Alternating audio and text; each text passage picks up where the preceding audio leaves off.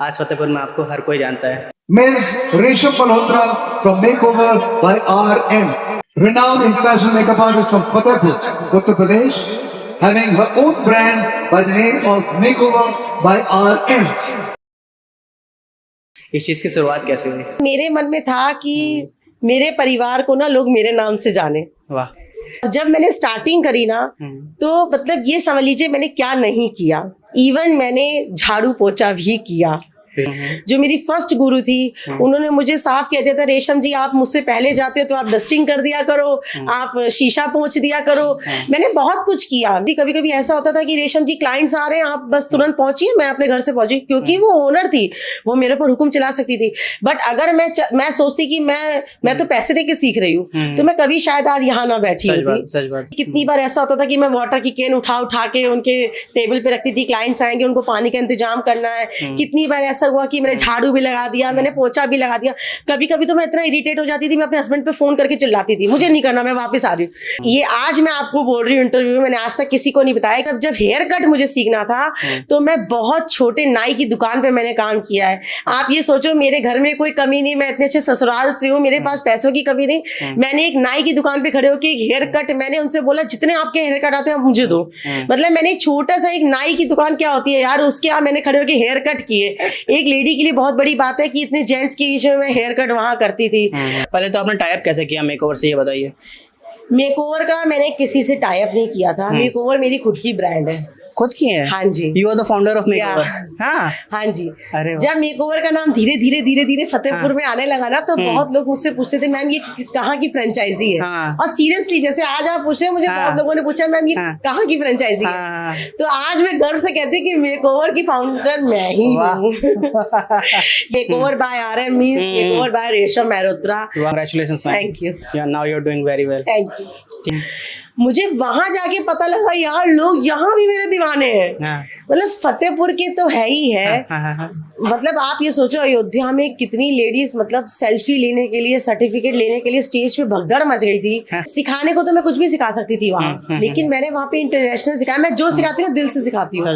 मेरा कुछ बनावटी नहीं है कि मैं लगा कुछ और रही हूँ, बता कुछ और रही हूँ, या मैं वहाँ कुछ और दिखा रही हूँ, यहाँ कुछ और कर रही हूँ। मेरा दिल बिल्कुल साफ है, जो है सामने है। आपको मौनी रॉय, महिमा चौधरी, है ना, सोहा अली खान, जावेद हबीबी, इन सबसे भी अवार्ड मिला? सबसे अवार्ड मिल चुका है और मैंने दिल से काम भी किया है और मैं आने वाले टाइम में और अच्छा करके भी दिखाना चाहती हूँ। तो हम लोग अपने क्लाइंट्स को समझाते हैं अगर आपके बाल इतने कीमती हैं, आपके बाल इतने अच्छे हैं, हम लोग किससे अच्छा दिखेंगे? बालों से और स्किन से।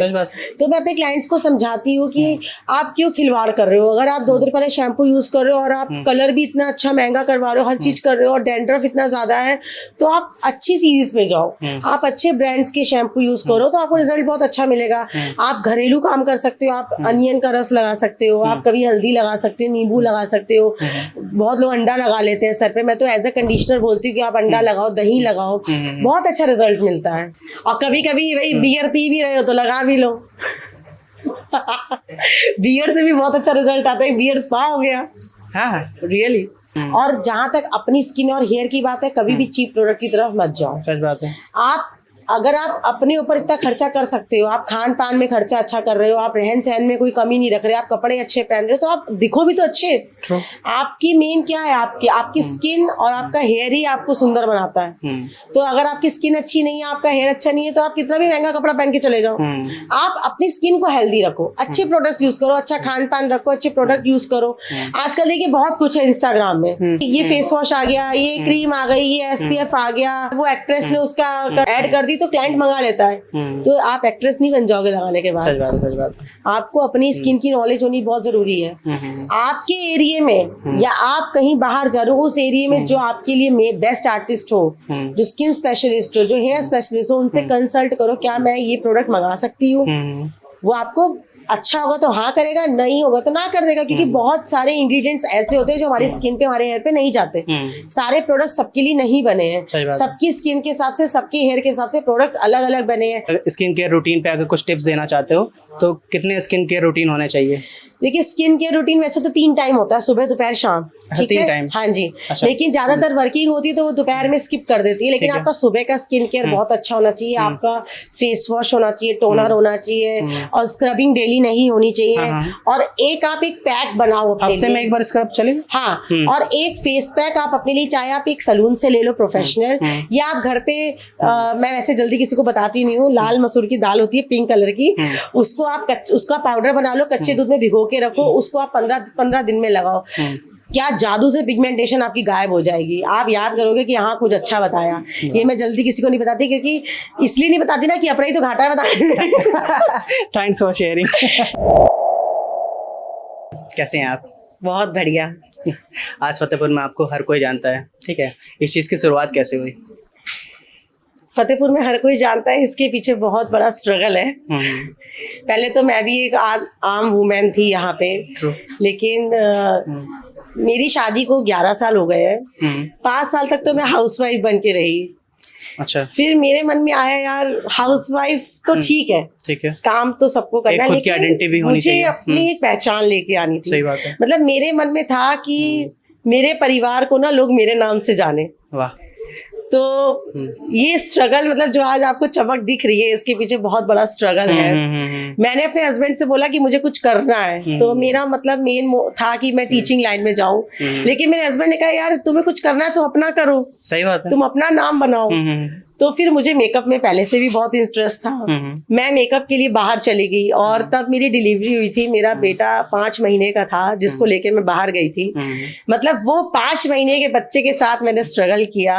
मैं उसको लेके पीजी में रही, मैं 3-3, 6-6 महीने पीजी में रही। मैं उसको लेके सुबह अर्ली मॉर्निंग में मेट्रो से जाती थी, फिर मैं दिन भर उसको अपने स्टूडियो में रखती थी, उसका जो भी खान पान जो था उसका साथ लेके जाती थी। मतलब बहुत स्ट्रगल किया मैंने उसको लेके, और धीरे धीरे बस ये था कि आगे स्टेप बाय स्टेप बढ़ना है।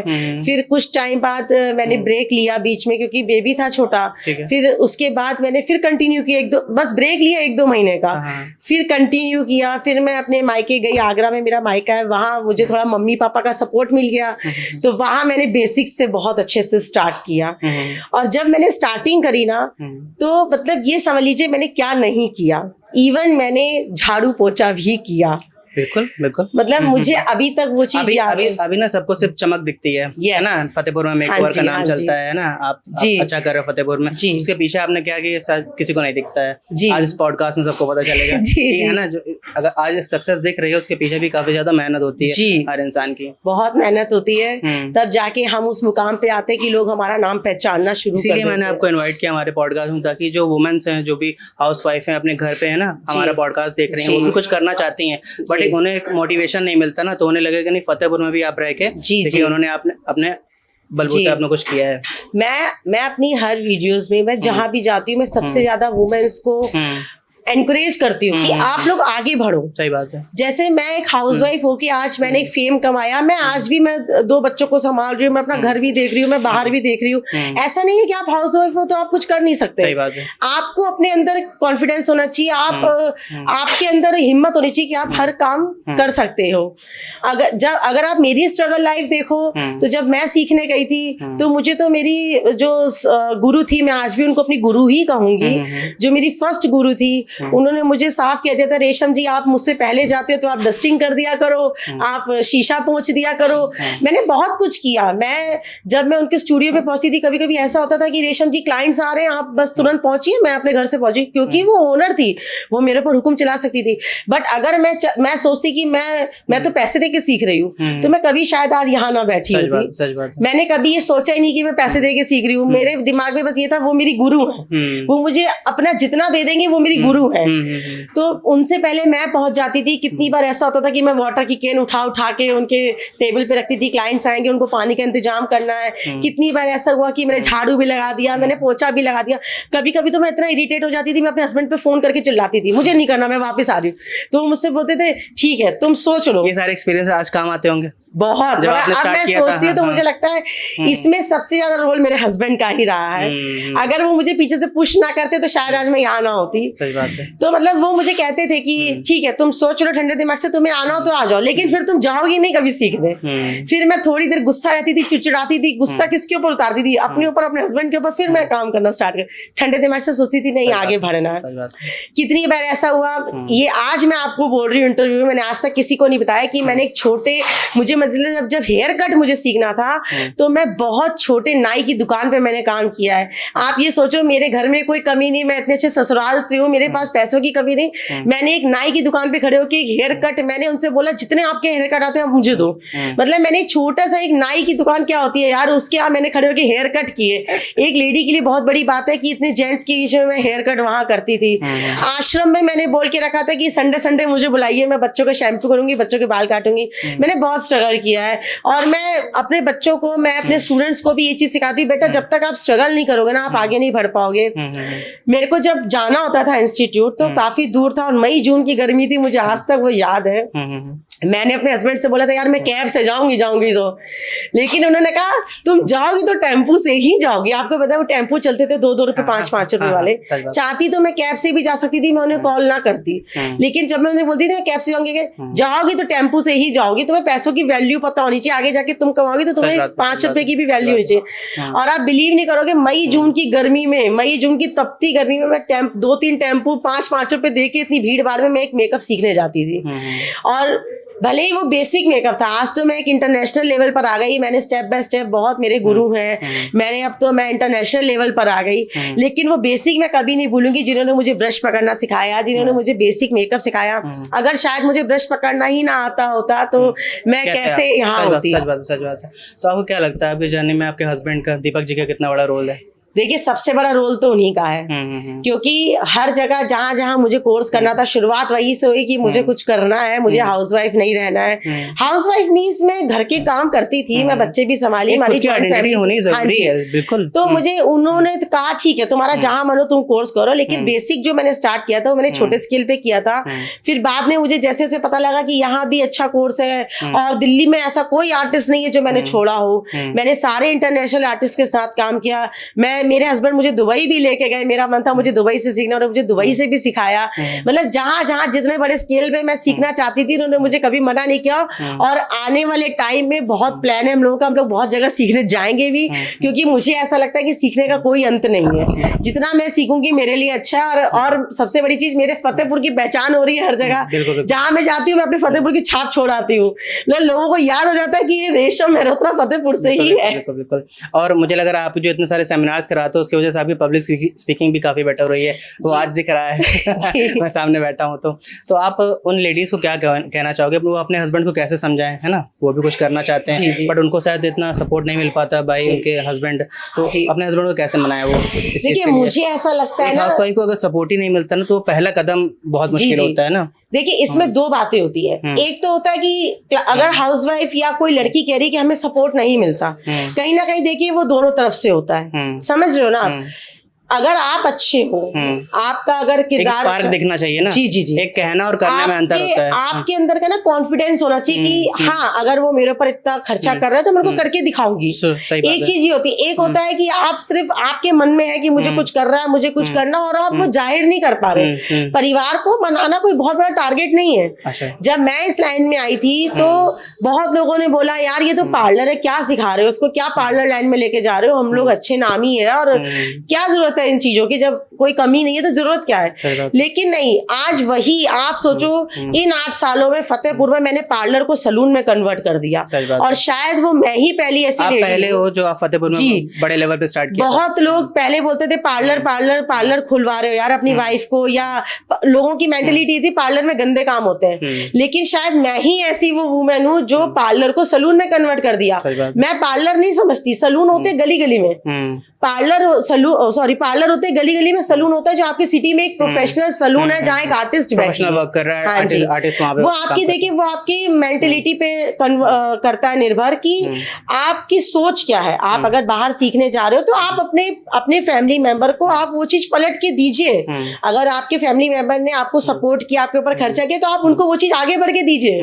सबसे बड़ा जो इमोशनल बैगेज होता है कि मम्मी आप तो मुझे टाइम नहीं देते हो, आप काम पे ही रहते हो, पति को भी इतना टाइम नहीं दे पाते, तो वो इमोशनल बैगेज कैसे संभालते? देखिए वो तो मेरे घर में बहुत रहता है ना? मेरा बेटा आप एक बार मेहनत ज्यादा कर लोगे लेकिन इमोशन को, इमोशनल चीजों को कैसे होता है? क्योंकि मेरा बेटा जब 5 महीने का था तो तब से मैं इस लाइन में हूँ, तब से मेरा आना जाना, कोर्स करना हमेशा रहा है। जैसे जैसे वो बड़ा हुआ, अब जाके जब वो 13 साल का हो गया तो उसको लगता है मम्मी टाइम कम देती है, लेकिन अब कहीं ना कहीं वो भी समझता है कि नहीं, जब मम्मी का इतना नाम है और मम्मी मेरी बाहर दिन भर मेहनत करती है, मम्मी के इतने सारे मतलब लेडीज इतनी दीवानी है बाहर, तो कहीं ना कहीं बच्चे को भी गर्व फील होता है कि हमारे पेरेंट्स भी कुछ ऐसा कर रहे हैं। फैमिली को टाइम देना बहुत जरूरी है। मैं कभी कभी हम लोग को भी लगता है कि यार हम बच्चों को टाइम नहीं दे पाते, कितना तो सीजन में ऐसा चिड़चिड़ापन आ जाता है, मतलब हम लोग खुद रोने लग जाते हैं, यार हम लोग अपने बच्चों को समय नहीं दे पाते। लेकिन वो देखिए वो भी आप एक गॉड गिफ्टेड ही समझिए कि लोग हमारे दीवाने हैं, वरना खोलने वाले तो बहुत कुछ खोल के बैठे हैं। आप देखिए तो किसी के पास तो दिन भर क्लाइंट्स भी नहीं होते। ये आप हमारा गुरुजी का आशीर्वाद समझिए, तामेश्वर बाबा का आशीर्वाद समझिए कि हमारे पास कोई कमी नहीं है, चाहे वो क्लाइंट्स की हो चाहे वो दीवानों की हो। सच बात है। थोड़ा सा मैं आपके और अर्ली लाइफ में जाना चाहूँगा, ठीक है? आप कहाँ पे स्टार्टिंग, आप आगरा में है ना, वहीं पे बॉर्न हुए आप और सारी पढ़ाई आपने वहीं पे की आगरा में, तो वहाँ का कैसा माहौल था? शुरुआत से तो मेकअप नहीं था, पहले तो कुछ और गोल्स होंगे, पहले तो स्कूल्स वगैरह में कुछ और गोल्स होंगे ना? जी जी जी। देखिए आगरा में मेरा जन्म हुआ है और मैं पहले ट्यूशंस पढ़ाती थी। मैं जब 8th में आ गई थी तब से मैं ट्यूशंस लेती थी। ठीक है। तो मेरी मम्मी पापा ने ये चीज मुझे सिखा दी थी कि अपने ही पैसों से कमाओ और अपने ही पैसों से अपना खर्चा उठाना सीखो। इंडिपेंडेंस की पहली एक तो जब हम लोग घर आते थे ना, मैंने मतलब इतने छोटे छोटे बच्चे, मतलब आप ये समझो उस टाइम पे तो लोग 150 रुपए महीना, 200 रुपए महीना, 500 रुपए महीना ऐसे देते थे। और जब मैं स्कूल से आती थी ना, बच्चों का मतलब पीछे पीछे बच्चे आ जाते थे, मैम मैम करते करते कमरा भर जाता था मेरा। मतलब एक बार में 50-100 बच्चे हम लोग पढ़ाते थे साथ में, भाई बहन मिलके। और मैंने जो पहली जॉब करी है ना अपनी लाइफ की, मतलब कुआरेपन में 500 रुपए महीना मुझे स्कूल में मिलता था।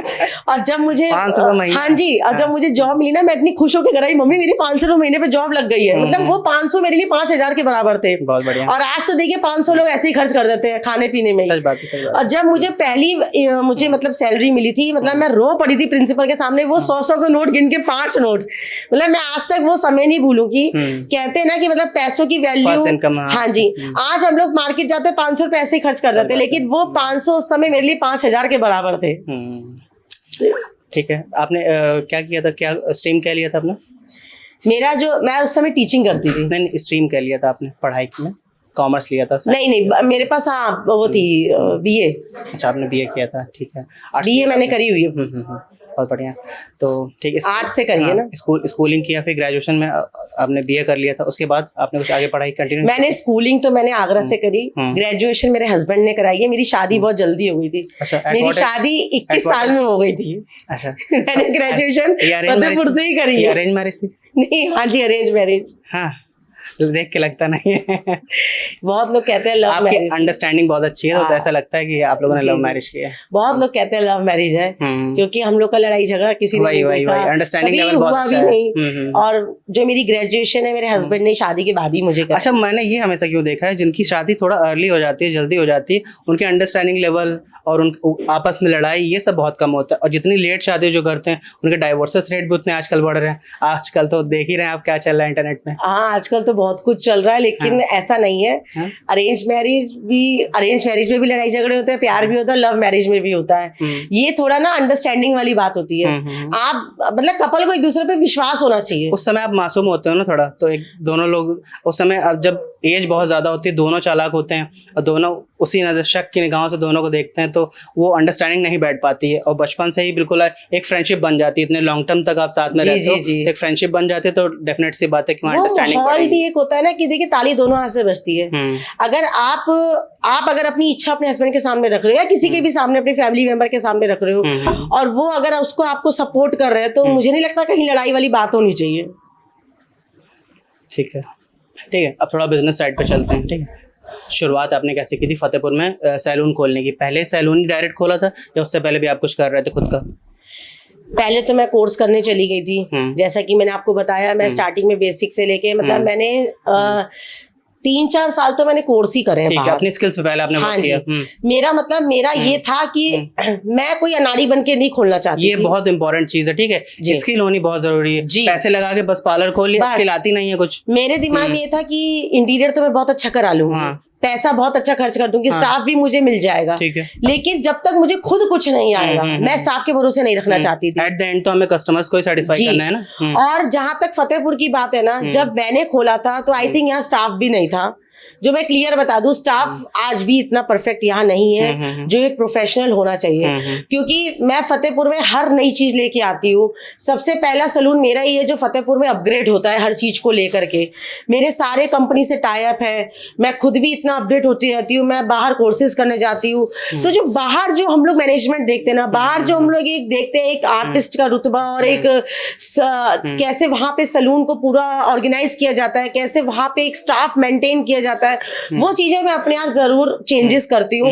और जब मेरे यहाँ कोई स्टाफ जॉब के लिए आता है ना, मुझे ऐसा लगता है कि शायद इसको मुझे अपने हिसाब से ढालने में 3 से 4 महीने 6 महीने लग सकते हैं, क्योंकि यहाँ पे अभी वो चीजें वो स्किल्स बहुत जीरो स्केल पे हैं।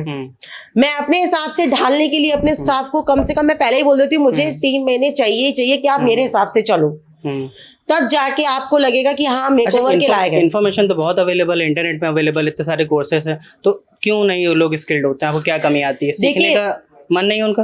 देखिए होता क्या है कि एक होता है ना रील्स और रियल, समझ रहे ना आप? रील्स में तो आप डेली आप इंस्टाग्राम देखिए, बहुत कुछ है, बहुत कुछ नया, मैं भी देखती हूँ। जब आप अंदर घुस के देखोगे ना तो बहुत स्ट्रगल होता है पीछे।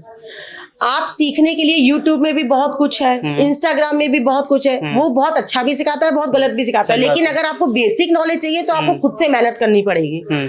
आपको जरूरी नहीं है जो इंस्टाग्राम में दिख रहा है वही आपको लग रहा है यार यही एक फेम है, इससे हम वायरल हो जाएंगे। नहीं, आपके अपने अंदर क्रिएटिविटी क्या है, क्या आप नया खुद ला के लोगों को दे सकते हैं। कोई क्लाइंट आपके पास आएगा ना, वो सिर्फ इंस्टाग्राम की एक फोटो लेके आएगा कि मुझे ये कलर कराना है या मुझे ऐसा मेकअप चाहिए, तो आप इंस्टाग्राम तो नहीं, उसको आपको क्या मालूम इंस्टाग्राम में क्या प्रोडक्ट यूज हुए हैं। सही बात है। आपके पास जब तक नॉलेज नहीं है कि ये कलर क्रिएटिविटी कलर बना वो कैसे, शेड कैसे आएगा, यस वो शेड आया कैसे, जरूर एक शेड की कोई ट्यूब नहीं आती, ऐसे ही एक फाउंडेशन से कोई मेकअप नहीं होता।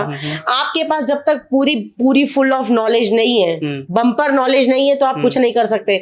हमारे पास क्लाइंट आज इंस्टाग्राम, राइट, हमारे पास क्लाइंट आज इंस्टाग्राम की फोटोज लेके आता है, मैम मुझे ये मेकअप चाहिए या मुझे ये हेयर स्टाइल चाहिए, क्योंकि मेरे पास नॉलेज है, हम सेम एज इट इज उनको देके खुश करके भेजते हैं। क्योंकि मैंने बताया ना, मैंने कोई भी ऐसा कुछ भी ऐसा पार्ट नहीं छोड़ा मेकअप का, या कोई भी ऐसी ब्रांड नहीं छोड़ी जो मैंने ट्राई ना की हो, और मैं करती रहती हूँ। मेरे को तो बहुत डांट पड़ती है, मेरे तो आदमी कोरियर, इतने सारे कोरियर, जब फाउंडेशन आ रहा है, कभी कुछ आ रहा है, कभी कुछ आ रहा है, मेरा स्टाफ कहता है मैम अब क्या करेंगे इतनी चीजों का। मुझे शौक है, मुझे बहुत अच्छा लगता है फाउंडेशन से कलर से खेलना। मैं एक छोटी सी बताना चाहता हूँ, जैसे आपने फाउंडेशन का नाम लिया, इतनी सारी चीजों का नाम लिया ना, मैं भी रिसर्च कर रहा था मेकअप्स के बारे में, मैं बिल्कुल बोर हो गया था चीजें सुन के। और मुझे ऐसा पर्सनली लगता है, आप भी ट्रांसफॉर्मेशनल वीडियोस डालते हो, पहले वो नॉर्मल रहती है, उसके बाद मेकअप करके बाद है ना पूरा ट्रांसफॉर्म होकर आती है, तो मुझे वो मेकअप से पहले ज्यादा अच्छी लगती है। मेकअप के साथ मुझे लड़कियां बिल्कुल पसंद नहीं है। और प्लीज आप लोग कमेंट करके बताइए कि ये जो मैं कह रहा हूँ, मेरी जो फीलिंग्स है, आपके अंदर भी ऐसा होता है कि नहीं? विदाउट मेकअप गर्ल्स मुझे ज्यादा अच्छी लगती हैं। हाँ, अच्छी लगती हैं, है ना? देखिए लड़कियां वैसे ही बहुत सुंदर होती हैं। एक मेकअप क्या करता है ना, एक और एनहेंस कर देता है हम लोगों को। और आजकल तो लोग किटी पार्टी में भी जाते हैं ना, थोड़ा भी हल्का सा मेकअप करके जाते हैं। एक ट्रेंड आ गया है कि हमें मेकअप करके बाहर निकलना है, या हमें विदाउट मेकअप नहीं जाना, हमें हल्का सा हेयर स्टाइल, हम लोग अगर कटिंग भी करा के आते हैं ना, तो एक अच्छा सा मेकअप करके रील तुरंत डाल देते हैं कि नहीं हमें वायरल होना है। The best makeup a girl can wear is a smile. या आपकी स्माइल, मेरे हिसाब से ना कलर कुछ मैटर नहीं करता। मैं आज तक किसी कलर को अहमियत नहीं देती। मेरे सलून में इतनी लेडीज आती है जो मतलब गले लग के रोने लग जाती है। मेरी ब्राइड्स ऐसी होती है जो मतलब दिल से मुझे आशीर्वाद देती है कि मैम आप कभी भी ये नहीं सोचती ये गोरी है, ये काली है, या ये गोरी है तो हम इसको ज्यादा महत्व दें। मेरे हिसाब से इंसान अंदर से अच्छा होना चाहिए, उसका दिल अच्छा होना चाहिए। और सबसे बड़ी चीज, मैंने एक चीज, मेरी ये मतलब इस स्ट्रगल लाइफ को 8-9 साल हो गए, जितने भी साल हुए, मैंने एक चीज बहुत अच्छे से सीखी है कि आप अगर झुक के काम करोगे तो आप बहुत कुछ पालोगे। सच बात है। जिस दिन आपने अपनी अकड़ दिखा दी, आप उस दिन जीरो हो मेरे सामने। ट्रू। मैं जहां जहां जाती हूँ, मैं बहुत बड़े बड़े आर्टिस्ट से मिलती हूँ, मतलब उनका आप लेवल देख लो तो हम लोग, मैं आज भी अपने आप को उनके सामने जीरो समझती हूँ। मैं जाके उनके पैर छूती हूँ क्योंकि मैं उनको अपने गुरु मानती हूँ। और मतलब वो ऐसे गले लगाते, इतना मतलब लगता है कि नहीं, चाहे तो वो मुझे गले ना लगाए, उनमें अकड़ होनी चाहिए क्योंकि वो तो गुरु है, वो तो मतलब बहुत बड़े स्केल पे है। सच बात है। लेकिन हम झुक के सीखना चाहते हैं, हमें आगे बढ़ना है। आज वही गुरु मुझे मेरे सर पे हाथ रख के मुझे आगे बढ़ा रहे हैं। अगर मैं अपनी अकड़ दिखाऊं, या कभी कभी ऐसे बहुत छोटे लोग आ जाते हैं जो सीना तान के, मतलब उनको लगता है हमने इतना सीखने हमारे लिए बहुत है, तो मेरे हिसाब से आप जीरो हो। सच बात है। जितना आप झुक के काम करोगे उतना आप तरक्की करोगे, उतना आप अपनी लाइफ में आगे जाओगे। नॉलेज की यही एक खास बात है कि जितने भी बड़े बड़े साइंटिस्ट हैं, जितने भी है ना नॉलेजेबल पर्सन है, वो कहते हैं कि इस दुनिया में इतनी सारी चीज़ें हैं सीखने को कि जब आप सीखने पहुंचते हो तब पता चलता है कि कभी भी सारी चीज़ें हम सीख नहीं सकते। ये समुंदर है जी। हम्बल हो जाता है इंसान हम्बल हो जाता है। चाहे किसी भी लाइन में आप ले लीजिए, एजुकेशन का कोई एंड नहीं है। हाँ। अगर मैं ये सोचूं कि मैंने तो यार इतने सारे आर्टिस्ट के साथ काम कर लिया है, मेरा सलून तो अच्छा खासा फतेहपुर में चल रहा है, नामी हो गया है, लोग मेरे को लोग पहचानने लगे हैं। अब मुझे इतना गर्व फील होता है जब मैं निकलती हूँ ना, तो लोग कहते हैं देखो मेकओवर वाली मैम जा रही है, देखो मेकओवर। तो मतलब अपने अंदर से खुशी लगती है यार, लोग मेकओवर को पहचान रहे हैं, लोग मुझे पहचान रहे हैं। तो मतलब आप ये सोचिए, अगर मैं इस स्केल पे आके मैं अभी भी सीखने की चाह रखती हूँ, तो आप खुद सोचो कि मेरे को क्या कमी है। मैं चाहूँ तो मैं ना सीखूं, मैं इसी में अपना काम कर सकती हूँ, लेकिन नहीं, मुझे बहुत आगे जाना है। मेरे को इतने तक सीमित नहीं रहना, अभी मुझे बहुत आगे जाना है। और एक फतेहपुर को तो मैं इतना बड़ा थैंक कहना चाहती हूँ इस वीडियो के माध्यम से कि फतेहपुर मेरी कर्म भूमि है। फतेहपुर से मुझे इतना ज्यादा प्यार मिला है। अगर शायद फतेहपुर वाले मुझे प्यार ना करते, मुझे पहचान तो उन्होंने ही दी है ना, मैंने अपना काम दिखाया, लेकिन उस काम को तो पसंद फतेहपुर वालों ने ही किया। तो मुझे फतेहपुर ने तो बहुत ज्यादा प्यार दिया है। और आज मैं जो भी हूँ, मैं गर्व से कहती हूँ कि मैं फतेहपुर की बहू हूँ तो मैं बहू, लेकिन बना के उन्होंने बेटी ही रखा है। सच बात। और एक दूसरे शहर से आई एक बहू को उन्होंने इतना नाम दे दिया, तो मेरे लिए तो गर्व की बात है। अच्छा, शुरुआत में आप आए होगा तो आपको लगता होगा कहाँ आ गए ना, आप तो आगरा में रहते थे है ना? शुरुआत में तो देखिए, क्योंकि 10 साल पहले फतेहपुर में, मुझे याद है मैं स्कूल में था तो फतेहपुर में कुछ भी नहीं था। यहाँ ITI में लड़ाइयाँ वगैरह होती थी, रात में 7 बजे के बाद पूरा शहर बंद, मतलब 7 बजे के बाद तो कुछ नहीं मिल रहा है रोड में। और आज फतेहपुर देखिए कितना आगे बढ़ रहा है और बढ़ता ही चला जा रहा है। हाँ जी, जब मेरी शादी की आई थी ना, तो मेरे हस्बैंड खाली यहाँ पे एक रेस्टोरेंट था उस टाइम पे, दिल्ली दरबार, बस वहाँ ले जाते थे। और मैं लड़ती थी यार, क्या ये 7 बजे के बाद यहाँ बिल्कुल अंधेरा, सब अपने अपने घर के अंदर। हमारे उधर तो रौनक रहती थी भैया, लोग रात को घूमने निकलते थे। लेकिन क्योंकि मैं ज्वाइंट फैमिली में थी तो उस हिसाब से मैं ढल गई। मेरे कोई ऐसे, मेरी शादी बहुत जल्दी हो गई थी, तो मेरे कोई ऐसे अरमान भी नहीं थे, मैं कोई ऐसी बाहर निकली भी नहीं थी क्योंकि मेरे घर में ही अलाउ नहीं था। घर में भी था 6 बजे के बाद आप अंदर रहो। तो शुरू से मेरे को मतलब था, मेरे को कुछ ऐसा नहीं था कि मेरे को बाहर घूमना है या मेरे को लग्जरी लाइफ चाहिए। लग्जरी तो मैं आज जी रही हूँ अपने पैसों पे और मैं तो ये कहना चाहती हूँ हर लेडीज को, हर लड़की को जो भी मुझे देखेगी, कि आप अपना नाम कमाओ। कोई भी ऐसी फैमिली नहीं है जो आपको सपोर्ट ना करे। मेरी नजर में आप अच्छे होने चाहिए, आपका ना पावर स्ट्रांग होना चाहिए। आपका अंदर का वो होना चाहिए कि नहीं, हम अपने परिवार को काम करके दिखाएंगे। और मैं तो ये कहूंगी कि आप अपना कुछ नाम बनाओ, क्यों हम किसी के आगे हाथ फैलाएं। आप अपनी लग्जरी लाइफ जियो ना। सच बात है। आपने बताया था कि आपने जो स्टार्ट किया था, सबसे पहले आपने काम किया कि आप पहले सीखने चले गए ना, स्किल अपनी इनहांस करने चले गए, ठीक है? तो स्किल इनहांस करने के बाद आपने दूसरा क्या स्टेप लिया था? जब मैंने अपनी स्किल इनहांस करी, मैंने 3-4 साल तो वहाँ दे दिया अपना। कहाँ पे? मतलब जहाँ मैंने कोर्स किए, मैंने दिल्ली में किया, मैं वहाँ चली गई थी, इस बीच दुबई भी गई थी मैं, और मैंने आगरा से भी पूरा कोर्स किया था। तो 3-4 साल मेरा आना जाना लगा रहा। मुझे, मेरे हस्बैंड का ये था कि तुम जब पूरी तरह परफेक्ट हो जाओ तब हम खोलेंगे। सही बात। तो जब मुझे 3-4 साल में लगा कि अब मेरी स्किल्स बहुत अच्छी हो रही है, अब मैं एक अपना स्टूडियो चला सकती हूँ और क्लाइंट्स को डील कर सकती हूँ, तब हमने अपना स्टूडियो स्टार्ट किया था। फिर जब हमने अपना स्टूडियो ओपन किया तो सबको बहुत पसंद आया मेरा काम। और मैं सच बताऊं तो आपको एक फर्स्ट मूवर एडवांटेज भी मिला फतेहपुर में। जी, उस समय कोई नहीं था, कोई नहीं कर ही नहीं रहा था, कोई प्रोफेशनल लेवल में कोई नहीं था। लेकिन आज मुझे ऐसा लगता है इतने सालों बाद, क्योंकि मैं अपग्रेड होती रही, नया नया काम लेके आती रही, तो आज मुझे ऐसा लगता है कि जब हमने वो सलून अपना खोला था ना, तो काम करते करते एक्सपीरियंस होता है। सच बात है। हम चाहे जितना थ्योरी बुक्स और थ्योरीज कितना भी पढ़ ले, इम्प्लीमेंट करने के बाद ही है ना नई चीजें पता चलती हैं। कितना भी सीख ले, काम करते करते, क्लाइंट डीलिंग करते करते, सब क्लाइंट का देखिए टेस्ट अलग अलग होता है। सबको कुछ, किसी को कुछ हेयर कट चाहिए, किसी को कुछ हेयर स्टाइल चाहिए, किसी को कैसी तरह की साड़ी पहननी, किसी को कैसे तरीके का मेकअप कराना है, किसी की स्किन पे क्या फेशियल जाएगा, या सब ब्यूटी लाइन में ना बहुत कुछ है। सच बात है। और कभी भी एक स्किन के हिसाब से हम लोग हर क्लाइंट को नहीं दे सकते। तो मुझे मतलब काम करते करते मुझे बहुत एक्सपीरियंस हुआ। तो आज जो मैं खुल के बोल पाती हूँ ना अपने क्लाइंट के आगे, बस चुटकी में बस आंसर दे दिया और हो गया काम। तो ये मतलब ये 8 साल का एक्सपीरियंस है। 8 साल तो सिर्फ सलून एक्सपीरियंस है, उसके बाद तो मतलब उससे पहले से जो हम लोग सीखते आए हैं, जो वो अलग। आपने कोर्सेज वगैरह किए तो लगभग कितना खर्च आया होगा?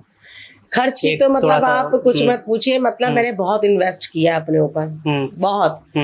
अगर हम लग्जरी कोर्सेज की बात करें तो मतलब लाखों में फीस मेरी चली जाती थी उस टाइम पे, क्योंकि जो भी आर्टिस्ट होते ना, सबसे बड़ी चीज कि आर्टिस्ट के पास आप जब तक फीस पे ना करो ना, वो आपसे मिलते नहीं थे। सच बात है।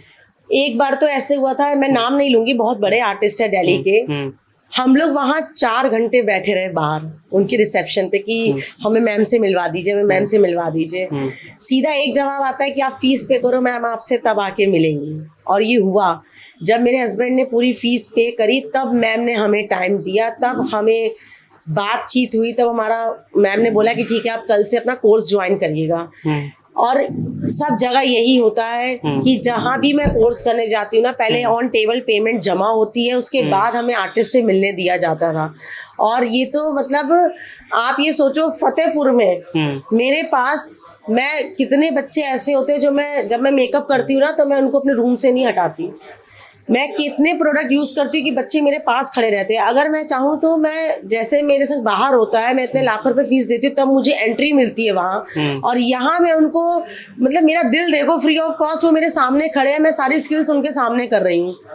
तो ये बहुत बड़ी बात है। तो यही एक टिप हो गया उन लड़कियों के लिए जिनके पास फाइनेंशियली इतने स्टेबल नहीं है, तो वो ऐसे पर्सन को कोई ढूंढे, है ना, जो कि इतना ज्यादा चार्ज ना करे, उनको सिखा सके, है ना, एक ऐसे मेंटर को ढूंढे। मैं फतेहपुर में हम लोग पहली चीज तो बहुत जल्दी एकेडमी लाने की कोशिश कर रहे हैं। बहुत बढ़िया। क्योंकि मुझे ऐसा लगता है कि जरूरी नहीं है कि हर कोई इतना पैसा अफोर्ड कर सके बाहर देने के लिए। और बहुत सारी फैमिलीज ऐसी होती है जो अपनी लड़कियों को बाहर भेजना अलाउ नहीं करती। मेरे साथ तो देखिए मेरे हस्बैंड हर जगह गए हैं। सच बात है। तो बहुत सारी फैमिलीज, सबके हस्बैंड भी इतने फ्लेक्सिबल नहीं होते, उनका काम भी इतना फ्लेक्सिबल नहीं है, सबके पेरेंट्स भी नहीं होते, उनको लगता है हमारी लड़कियां बाहर, हम कैसे उनको भेज सकते हैं अकेले। तो मेरी कोशिश ये है कि हम फतेहपुर में एकेडमी लेके आए, जो हमारा बहुत जल्दी एक प्लान है, और मतलब कुछ ही पैसों में जो वो अफोर्ड कर सके। मतलब मेरा मेन मोटिव है कि लड़कियां अपने पैरों पे खड़ी रहें, चाहे वो लड़की हो चाहे वो लड़का हो। आजकल लड़कों की भी बहुत डिमांड है, मैम हमें मेकअप सीखना है, तो मैं चाहती हूँ कि बच्चे आए और सब चीज सीखे। फिर भी एक क्या अमाउंट उनको अपने मन में रखना चाहिए कि वो, है ना, देखिए अमाउंट अभी डिसाइड नहीं है, क्योंकि जिस स्केल पे हम लोग खोलेंगे ना, एक्चुअली हम लोग खाली मेकअप का नहीं खोलेंगे, हम लोग मेकअप, स्किन, हेयर सब कुछ खोलेंगे। और अगर हम एकेडमी खोलेंगे भी तो एक सैलून के लिए आप रेडी कर रहे हो इंसान को ना, और हम अगर एकेडमी खोलेगी भी तो हम एक बड़ी ब्रांड के संग टाई अप करके खोलेंगे, ताकि बाहर से टीचर्स आए और हमारे बच्चों को ट्रेंड करें। मेकअप मैं लूंगी, अदर थिंग जो होंगी वो टीचर्स ही उनको ट्रेंड करेंगे। फिर भी कोई एक अमाउंट नहीं है जो लड़कियां अपने मन में डिसाइड कर सके, बाहर जाके सीखना चाहें या फिर स्टार्ट कर सके, है ना, कैसे स्टार्ट कर सकते हैं? अमाउंट तो अभी कोई डिसाइड ही नहीं किया है। नहीं, आपने नहीं, उनके मतलब कहीं और भी अगर वो जाना चाहते हैं, फतेहपुर के बाहर भी जो हमारा पॉडकास्ट देख रहा है ना, वो अपने स्किल्स को एनहांस करना चाहता है, तो प्रोडक्ट्स ही आप 1 लाख का भी प्रोडक्ट लोगे तो इतना सा आता है इंटरनेशनल। मुझे अच्छे से याद है, मैं आपको बताती हूँ, जब मैंने कोर्सेज किया था ना, तो मेरे हस्बैंड को मैंने बोला यार मेरा प्रोडक्ट आ गया 4 लाख का। मेरे हस्बैंड पूरा कैब वैब लेके आ गए थे स्टूडियो के बाद, कैब लेके आए थे कि 4 लाख का प्रोडक्ट है तो बहुत ज्यादा आया होगा। जब वो स्टूडियो के अंदर आए तो आप बिलीव नहीं करोगे, वो 2 पॉली बैग मेरी मैम ने उनके हाथ में दे दिए। कहीं ये मेरे हस्बैंड का प्रोडक्ट है, कहीं ये प्रोडक्ट है, मतलब 4 लाख का प्रोडक्ट। मेरे हस्बैंड बाहर के बोले यार रेशम ये 4 लाख का प्रोडक्ट है, मतलब इंटरनेशनल प्रोडक्ट, कोई भी प्रोडक्ट आजकल 10,000 से नीचे का नहीं आता। सही बात है। तो 4 लाख का प्रोडक्ट, वो बोली और ये बस 2-3 पॉली बैग पड़ा दिए, 4 लाख का प्रोडक्ट है। मैं तो कैब लेके आया था, मतलब। और आप सोचो अगर हम इंटरनेशनल की बात जहां मैं कर रही हूँ, तो आप खुद ही अंदाजा लगा सकते हो, जो प्रोडक्ट्स 1 लाख में इतने आएंगे तो कोर्सेज कितने का होगा। लेकिन क्योंकि मैं कुछ अमाउंट में, आप ये समझ लो अराउंड 50 या कुछ भी जो उनकी बजट में हो, जो मैं कोशिश करूंगी कि हमारे बच्चे बाहर ना जा करके उनको फतेहपुर में वो सुविधा मिले, और मैं पूरी कोशिश करूंगी कि मैं उनको उस स्केल पे लेके जाऊं। उनको मैं जैसे मैं सीखी हूँ बेसिक टू इंटरनेशनल, मैं उनको फतेहपुर में रह के अपनी एकेडमी में सिखाऊं। ठीक है। तो आपने स्टार्ट किया था तो आपको कितना इन्वेस्टमेंट लगा था अपना मेकओवर स्टार्ट? पहले तो आपने टाइप कैसे किया मेकओवर से, ये बताइए। मेकओवर का मैंने किसी से टाई अप नहीं किया था। मेकओवर मेरी खुद की ब्रांड है, खुद की है? हाँ जी। You are the founder of Makeover? हाँ हाँ जी। अरे जब मेकओवर का नाम धीरे धीरे फतेहपुर में आने लगा ना, तो बहुत लोग मुझसे पूछते थे मैम ये कहाँ की फ्रेंचाइजी है। और सीरियसली जैसे आज आप पूछ रहे हैं, मुझे बहुत लोगों ने पूछा मैम ये कहाँ की फ्रेंचाइजी है। तो आज मैं गर्व से कहती हूँ कि मेकओवर की फाउंडर मैं ही हूँ। ये मेरे खुद का एक नाम है। बहुत बढ़िया, बहुत बढ़िया। ये नाम मैंने और मेरे हस्बैंड ने रखा था। और मतलब ये तो लगता ही है इंटरनेशनल ब्रांड ना। जी जी जी। तो ये नाम हमारा ही दिया हुआ है, makeover by RM means makeover by Resham Mehrotra. तो वो RM को बहुत प्यार मिला, और ये मेरे गुरुजी की कृपा है, क्योंकि जब मैंने अपना नाम स्टार्ट किया था, मैंने सिर्फ अपने गुरुजी के आगे हाथ जोड़ा था, गुरुजी अपना मेकओवर नाम रखने जा रही हूँ, सब आप ही को संभालना है। तो जब सलून ओपन हुआ था, तो मैंने छोटा सा अपना गुरुजी का स्वरूप रखा था, तब से सब उन्हीं ने संभाला। बहुत बढ़िया, बहुत बढ़िया। Congratulations ma'am. Thank you. Now you are doing very well. Thank you. ठीक है, तो फिर से वही सवाल, ठीक है, कैसे स्टार्ट किया और कितना मनी कितना लगा आपको, इन्वेस्टमेंट कितनी लगी ये सब स्टार्ट करने में? जब हम लोगों ने मेकओवर स्टार्ट किया था, जब हम लोगों ने पूरा अपना मतलब सेटअप देखा था कि हमारा कितना बजट रहेगा, क्योंकि उतने स्पेस में हमें इंटीरियर लेना था, और उतने ही स्पेस में हमें एक मेकअप रूम अलग से देना था, प्लस मतलब उस स्पेस के हिसाब से जो हमें पूरा एक मैनेजमेंट देखना था। तो मेरा लगभग 10 के करीब लग गया था स्टार्टिंग में। अब तो बहुत लोग इन्वेस्ट करने लगे, अब तो सलून्स में इतना इंटीरियर होने लगा है, तो अब तो और अच्छे स्केल पे लोग खोलते हैं। तो जो स्टार्टिंग जो था मेरा 10 के करीब गया था। और जो बच्चे अपना मतलब अच्छे स्केल पे स्टार्ट करना चाहते हैं, अपने कुछ लोग जैसे होते हैं ना अपने घर में खोलना चाहते हैं या गांव में खोलना चाहते हैं, तो 10 उनके लिए सफिशिएंट है, वो आराम से बहुत अच्छा खोल सकते हैं। 10 लाख रुपीज है ना, बहुत बढ़िया। तो मैम जो लड़कियां हैं है ना, अपना खुद का पार्लर खोलना चाहती है, सैलून खोलना चाहती है, उनके पास अच्छे स्किल्स भी हैं, लेकिन वो फाइनेंशियल इतनी वेल टू डू नहीं है, ठीक है, तो उनको कोई ऐसी सरकारी योजनाएं हैं जो सरकार उनको देती हो? देखिए आजकल तो सरकार बहुत योजनाएं निकाली हुई हैं, और जैसे होता है ना फैमिलीज में लड़कियों को लगता है कि हमारे पेरेंट्स हमें सपोर्ट नहीं करेंगे या फाइनेंशियली कुछ दिक्कत है, तो जैसे 2 लाख 5 लाख 10 लाख लड़कियों को बहुत इजिली लोन मिल जाता है, और कुछ ही डॉक्यूमेंट से मिलता है। तो जैसे अगर उनको अपना स्टार्टअप करना है, तो वो एक छोटे अमाउंट से भी अपना स्टार्टअप कर सकती है, उनको बिना किसी भी गारंटी के उनको बहुत अच्छे से लोन मिल सकता है। बहुत बढ़िया। अगर आप रिसर्च करोगे ऑनलाइन और आसपास के लोगों से पता करोगे, तो सरकार की बहुत सारी योजनाएं हैं, इससे आपकी बहुत हेल्प मिलेगी इस काम को आगे करने में। आप अपना सेटअप स्टार्ट कर सकते हो, स्टार्ट कर सकते हो, क्योंकि सिर्फ वीडियोस देखने से, लोगों की बातें सुनने से, सपना देखने से वो चीज स्टार्ट नहीं होगी, ठीक है। आपको कदम उठाना पड़ेगा, और वही कैपिटल से ही स्टार्टिंग होती है। आपके पास आइडिया तो बहुत अच्छा है, लेकिन अगर आपके पास कैपिटल नहीं है, तो आप शायद यहाँ पे तो एंटर नहीं कर सकते हो, क्योंकि जो सैलून का बिजनेस है, मेकअप का बिजनेस है, ये कैपिटल मांगता है। ठीक है,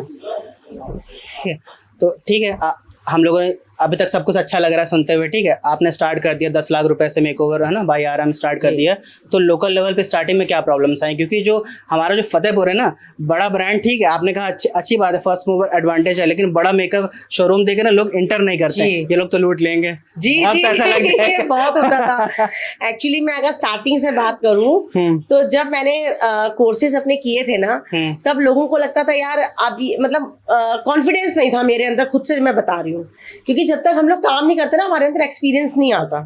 तो मैंने कितने मेकअप तो फ्री ऑफ कॉस्ट करे हैं। आपको पता है, मैंने अपने अपार्टमेंट में जहाँ मैं रहती थी, मैंने वहां पे घरों की लेडीजों को बोल रखा था, प्लीज आपको जहाँ भी शादी में जाना है, पार्टी में जाना है, बर्थडे में जाना है, मुझसे मेकअप करा लिया करो। हाँ, मैं फ्री ऑफ कॉस्ट उनके मेकअप करती थी, मैं उनका हेयर कट कर देती थी। कितनी बार मैंने अनाथ आश्रम में बोला, मैं फतेहपुर के अनाथ आश्रम में हेयर कट करने गई, मैंने बहुत बच्चों के हेयर कट किए यहाँ पे, और मैंने बोल रखा था संडे संडे मुझे बुला लिया करो। तो मैंने ऐसे बहुत काम किया, इसी चीजों से मेरा एक्सपीरियंस भी हुआ, और मुझे पता चला कि काम करते करते हम लोग अपने आप को कैसे चेंज कर सकते हैं, कितना हम अपग्रेड हो सकते हैं, कितना हम नया अपने काम में बदलाव लेके आ सकते हैं। जो मैंने लोकल लेवल्स की जो चैलेंजेस बताई, ये होता था ना सच में बहुत। स्टार्टिंग में क्या होता था, क्योंकि जब मेरा मेकओवर आया था तो वो बाहर से लगता था, हाँ यार यहाँ तो बहुत लोग ना बाहर से निकल जाते थे।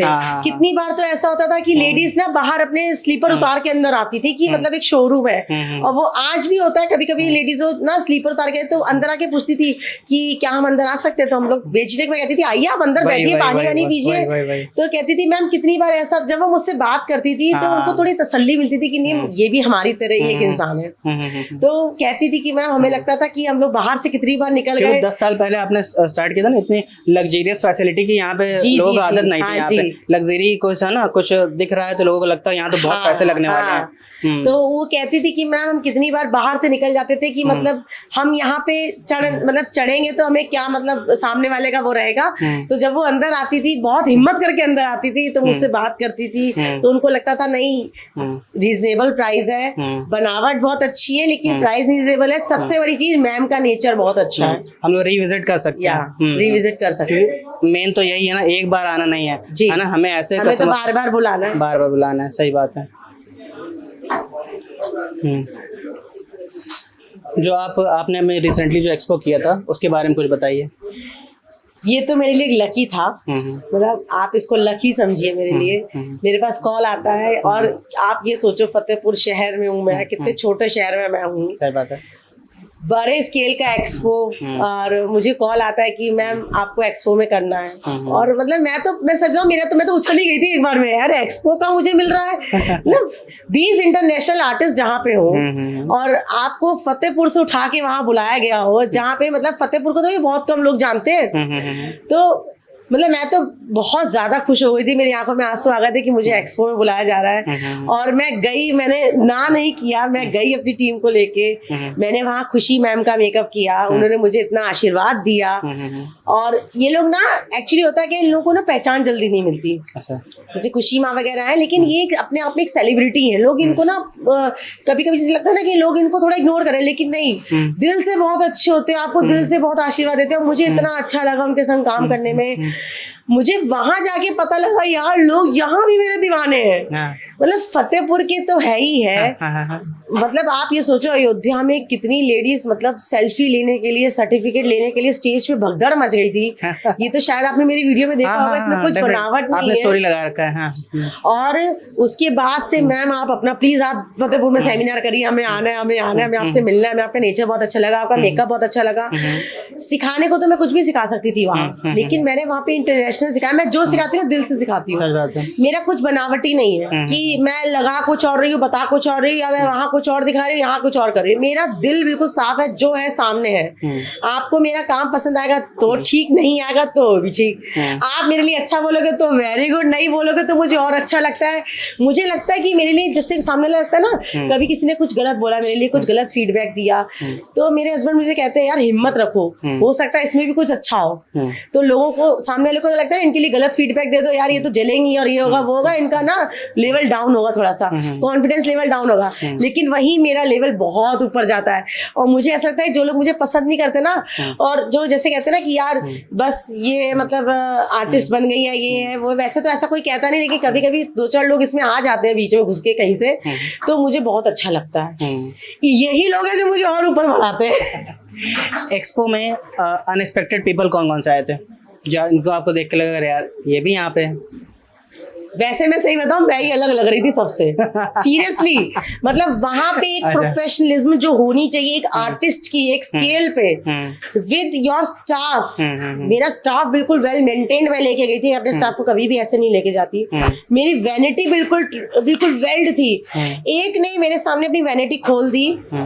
मुझे ऐसा लगा यार मैं अपना काम छोड़ू, पहले मैं जरा इसकी मेकअप वैनिटी जरा ऑर्गेनाइज कर दूं। मतलब यार जो हमारी रोजी रोटी है, जिससे हमें प्यार है, हमारा मेकअप ही हमारी रोजी रोटी है, वही हमको नाम दे रहा है और आप उसको ऐसे रखे हो।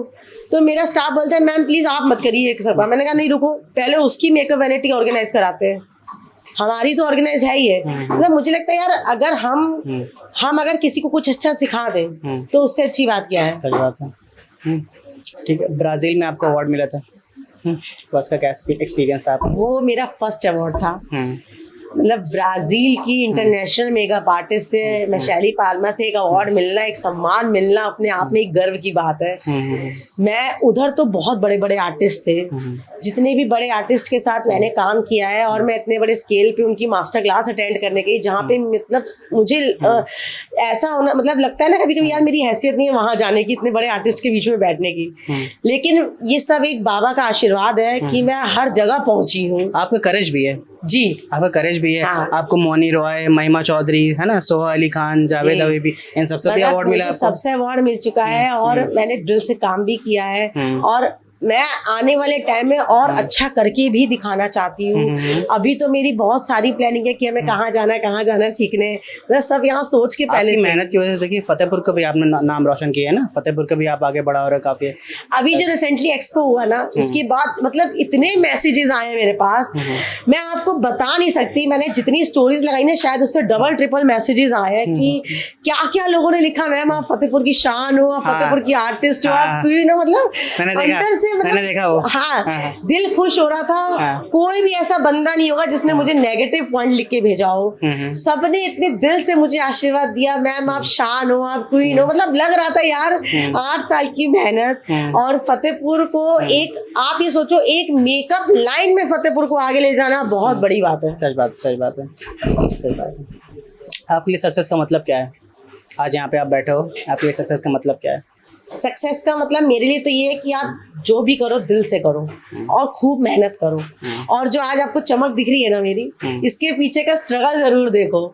बोलने वाले तो बहुत होते हैं, लेकिन आप एक बार ना पीछे की हिस्ट्री देखो कि अगर वो आज यहाँ इस स्केल पे बैठी है, उनको सब कुछ आता है, आप जलो नहीं उनसे, आप उनका पीछे का स्ट्रगल देखो। सच बात है, इंस्पिरेशन लेके काम करो। स्ट्रगल करके आज हम यहाँ आके बैठे और आज आप मेरा इंटरव्यू ले रहे हैं, तो एक स्ट्रगल ही है मेरे लिए कि आपने मुझे अपने लिए अपने मतलब इंटरव्यू के लिए यहाँ बुलाया। आपने कुछ सोच के बुलाया होगा कि आरएम को बुलाना चाहिए। Definitely ma'am. आप तो मतलब आप अगर मेरी मेहनत देखोगे ना, तो मैंने बहुत मेहनत करी है, तब जाके आज मैं स्केल पे बैठी हूँ। और मैं सारे बच्चों को, चाहे वो लेडीज हो, चाहे वो गर्ल्स हो या कोई भी हो XYZ, मैं सबसे ही कहना चाहती हूँ आप किसी भी क्षेत्र में हो, आप दिल से काम करो, ईमानदारी से काम करो, मेहनत से काम करो और झुक के काम करो।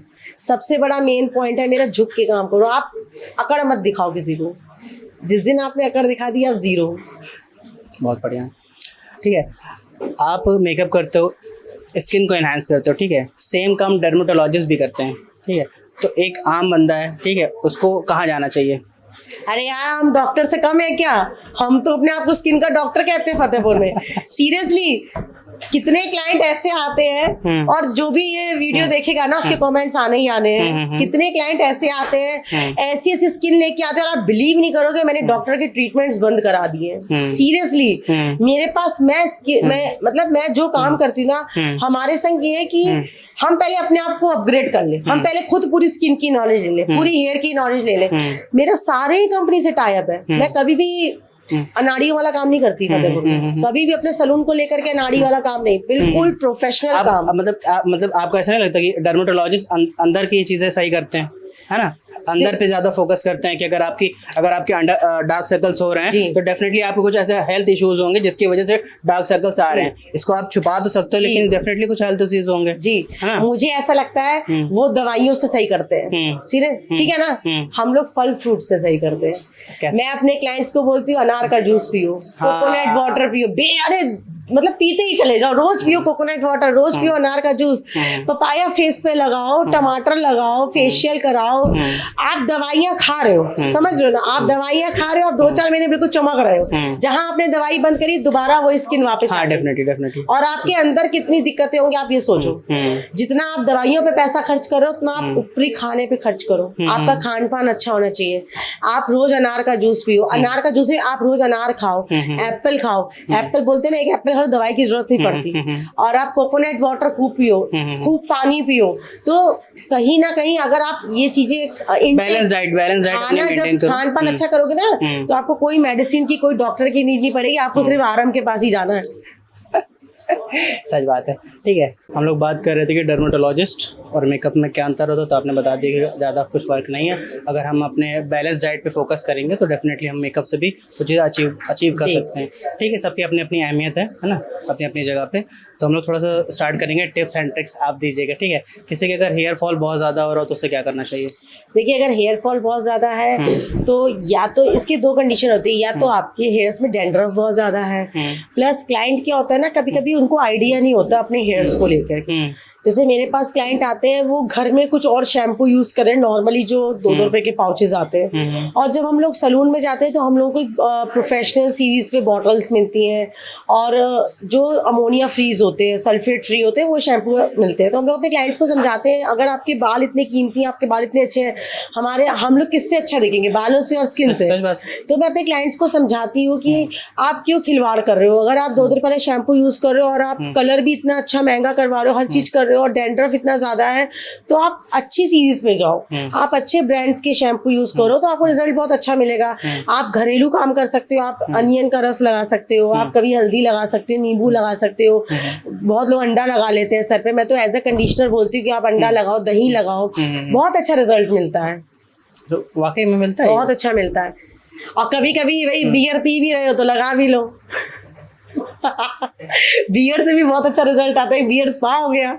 हाँ, रियली बियर से बाल बिल्कुल कंडीशनर हो जाते हैं, बहुत अच्छा रिजल्ट आता है। अरे मेरे लिए नई चीज थी। हाँ, बहुत अच्छा रिजल्ट आता है, आप ट्राई करिएगा। ठीक है, जो मैंने ये एक चीज सुनी थी कि जो गरम जो ब्लोअर वगैरह मारते हैं हेयर पे आप लोग, तो बाल के स्कैल्प को डैमेज करता है। देखिए, उसका टेम्परेचर होता है। बहुत लोग होते हैं, मैं बता रही हूँ, जिनको आइडिया नहीं होता, वो बिल्कुल घरे में ज्यादातर लेडीज होती है, जब अपने बाल धोती है, ड्रायर करती है, तो बिल्कुल सटा के करती है, बिल्कुल चिपका के। ड्रायर का भी ना टेम्परेचर होता है, आप उसको टेम्परेचर उसका 180 है, 120 है, धीरे स्पीड पे करो। एकदम से हायर टेम्परेचर करोगे तो क्या होगा, हमारे बालों में अगर आपको लग रहा है कि हमारे बाल धुलने के बाद, ड्रायर होने के बाद सिल्की हो जाएंगे, वो गलत फहमी है। ड्रायर करने से क्या होगा, आपके बाल और ज्यादा फ्रीजी हो जाएंगे और ज्यादा ड्राई हो जाएंगे। ड्रायर को आप लिमिट टेम्परेचर में रखो, 180 120। और जिनको माइग्रेन होता है उनको तो ड्रायर हम करते ही नहीं है। उनको तो मैं स्पेशली बोलूंगी कि आप ड्रायर से दूरी रहो तो ज्यादा अच्छा है। तो ड्रायर का, चाहे आप कोई भी इक्विपमेंट्स यूज कर रहे हो सैलून के, चाहे वो प्रेसिंग मशीन कर रहे हो, ड्रायर कर रहे हो, कर्ल्स कर रहे हो, या कोई भी आप प्रोडक्ट ही क्यों ना यूज करो। इवन हम लोग हाईलाइट्स भी करते, कलरिंग भी करते, तो पूरा मेजरमेंट करके, उसमें ये नहीं कि आपने अंदाजे से क्रीम डाली, अंदाजे से डेवलपर डाला, अंदाजे से सब काम हो गया। एक इसकी स्टडी होती है, कितना टेम्परेचर हमको रखना चाहिए, कितना हमको डेवलपर मिक्स करना है, कितना हमको क्रीम मिक्स करनी है, किसके हेयर पे कितना प्रोडक्ट जाना चाहिए, ये बिना पढ़े लिखे नहीं हो सकता। तो मतलब क्लाइंट को भी ना इतनी नॉलेज होनी बहुत जरूरी है। अगर आपको नहीं पता तो आप एक प्रोफेशनल रूम में जाके नॉलेज ले सकते हो अपने सेल्फ के लिए, कि मैम हम सलून रोज विजिट नहीं कर सकते, तो हम भी जानते हैं कि हर क्लाइंट रोज सलून विजिट नहीं कर सकता। आप अच्छा एक सलून चुनो, और अच्छा एक आप उनसे उनका नंबर शेयर रखो कि कभी आपको कोई दिक्कत हो रही है, आपको ड्रायर लेना है या ड्रायर आपको करने में दिक्कत हो रही है घर पे, या कोई हेयर फॉल हो रहा है या कुछ भी कंडीशन है, आप पूछ सकते हो आराम से। लेकिन आप काम अपने लिए भी आप प्रोफेशनल काम करो। दूसरा ये सवाल था, जो हेयर्स पे जो कलर्स वगैरह होते हैं, केमिकल जो कलर्स होते हैं, ये हार्मफुल कितने होते हैं? देखिए, बहुत लोगों की सोच है, बहुत लोगों की क्या, हम लोग भी जनरली यही सोचते थे पहले कि ज्यादा कलर करो तो बाल डैमेज होते हैं। आज भी बहुत सारे लोग ऐसे जो घर में गार्नियर कर लेते हैं, स्ट्रिक्स कर लेते हैं, घर में इतना कलर पहले से ऑलरेडी कर लेते हैं, क्या वो हार्मफुल नहीं है? वो भी तो आपके बालों को डैमेज कर रहा है, वो तो बल्कि डाई है देखा जाए तो एक तरीके से। उसके बाद आप सलून में आते हो कि हमें प्रोफेशनल कलर, रेशा मैम आपके जैसा चाहिए, तो कैसे हो जाएगा यार? जब आप एक डाई यूज करो, फिर आपको एक प्रोफेशनल कलर में और घर के कलर में जमीन आसमान का अंतर होता है। अच्छे सलून में अच्छे सीरीज की जो कलर्स होते हैं ना, ये यहाँ से देखिए, देखा जाए तो हेयर फॉल पहले भी होता था, हेयर फॉल शैम्पू के बाद भी लोगों को होता है। लोगों की सोच होती है कि हम ये शैम्पू यूज करते हैं शायद इसी से हेयर फॉल हो रहा है। आप ऐसा नहीं है, स्ट्रेस से भी होता है। हाँ, ऐसे भी होता है, दवाइयों से नहीं होता क्या हेयर फॉल? जब हम लोग मेडिसिन खाते हैं बुखार की, या जब हमको टाइफाइड होता है, क्या तब हेयर फॉल नहीं होता? डेफिनेटली दवाई को ज्यादा साइड इफेक्ट्स होते हैं और उसकी वजह से बाल तब भी होता है। तो आपको मेन चीज है कि आपको प्रोडक्ट्स अच्छी होनी चाहिए, नॉलेज अच्छी होनी चाहिए, आप अपने ऊपर भी काम चीप प्रोडक्ट से बचें रियली।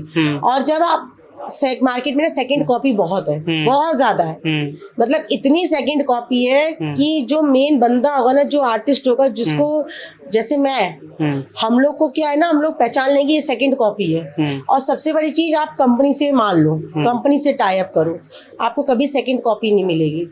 और आपको अगर अपने ऊपर भी काम कराना है ना, आप अगर सलून में काम कराने भी जा रहे हो, चाहे आप किसी के भी पास जाओ, आप पहले पूरा 5-10 मिनट अपने जो भी आपका हेयर ड्रेसर है, आप उससे बात करो, जो स्किन स्पेशलिस्ट है उससे बात करो कि हमारी स्किन पे ये प्रॉब्लम है। आप उनको अपनी प्रॉब्लम बताओ, वो आपको आपकी स्किन के अकॉर्डिंग जो बेस्ट होगा वो आपको देगा। हेयर में जो जो आपकी प्रॉब्लम है आप उनको बताओ। कभी कभी क्लाइंट अपनी प्रॉब्लम नहीं बताता, कभी कभी नहीं बताता, बाद में बताता है, बोलते बोलते पूछते पूछते बीच में बताता है, हाँ ऐसा मेरे संग था।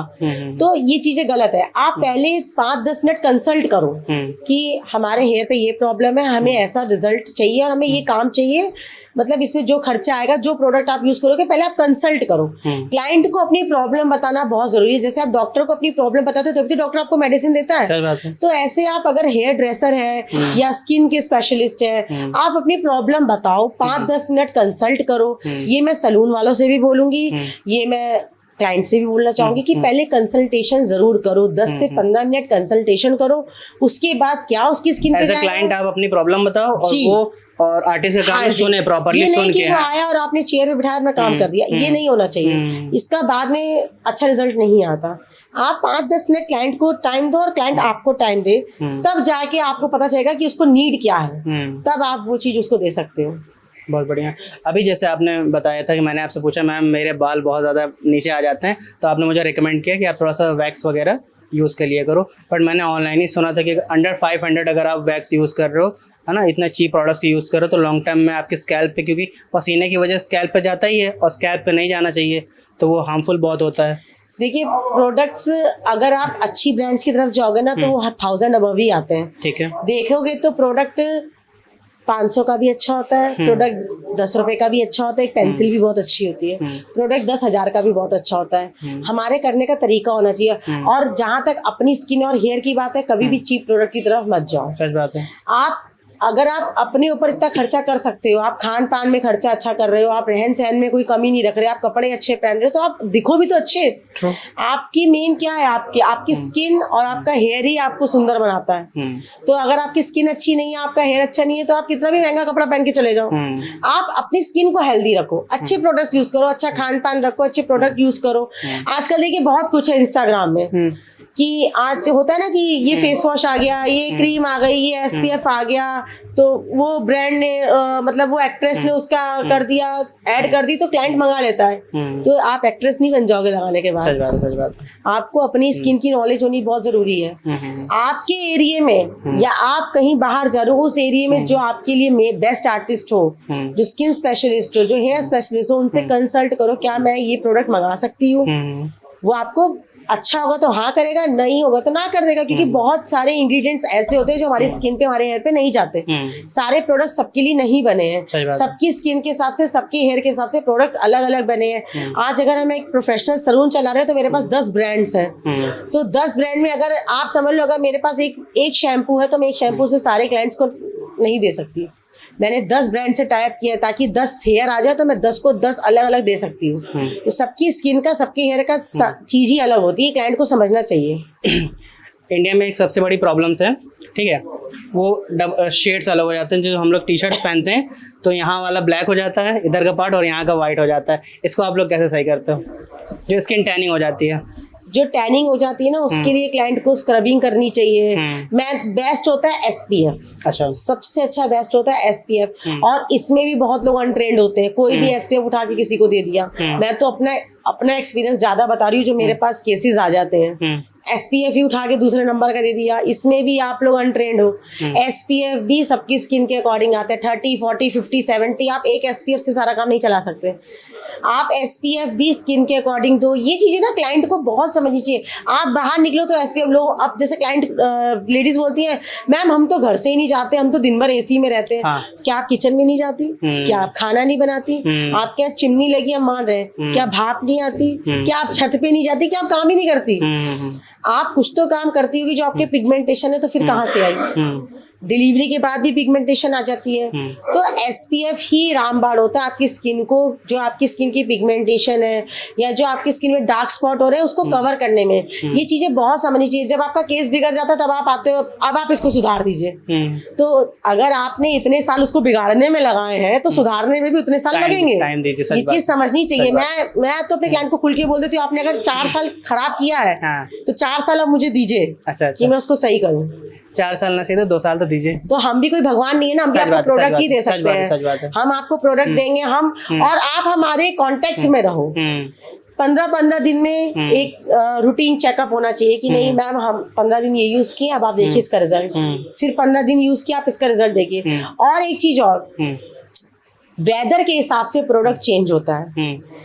कभी कभी क्लाइंट को लगता है मैम आपने तो दिया था वो तो अब खत्म भी हो गया, हमारा रिजल्ट नहीं मिला। 3 महीने हमने यूज कर लिया। तो बहन 3 महीने के बाद वेदर भी तो चेंज हुआ।